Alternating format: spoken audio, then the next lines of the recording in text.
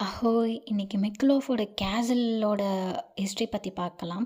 இது எங்க இருக்குன்னா, செக் ரிப்பப்ளிக்ல இருக்கு. செக் ரிப்பப்ளிக் எங்க இருக்குன்னு நெறைய பேத்துக்கு தெரியல. இது எங்க இருக்குன்னா, ஜெர்மனி, ஆஸ்ட்ரியா, அப்புறம் போலண்ட் இதுக்கெல்லாம் நடுவுல லைக் ஸ்லோவாக்கியா இதுக்கெல்லாம் நடுவுல இருக்கு.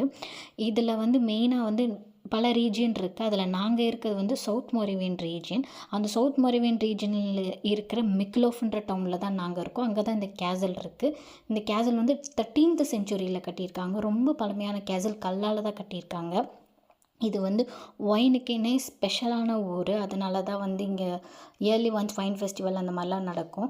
அதுக்கப்புறம் பார்த்தோன்னா, இந்த கேசலுக்கு பக்கத்திலே வந்து ஒரு கேசலும் இருக்குது. அந்த கேசல் பேர் வந்து என்னென்னா கோட் கேசல். இது வந்து 15th செஞ்சுரி இந்த மிக்கிலோஃபோட டிஃபென்ஸை வந்து இம்ப்ரூவ் பண்ணுறதுக்காண்டி, போர்லலாம் வந்து யூஸ் பண்ணுறதுக்காண்டி அதை வந்து கட்டியிருக்காங்க. இனிமேல் நான் மிக்கிலோஃபோட ஹிஸ்ட்ரி, அப்புறம் செக் ரிப்பப்ளிக்கோட சம் இன்ஃபர்மேஷன்ஸ் எல்லாம் உங்களுக்கு நான் கொடுக்குறேன். Bye by.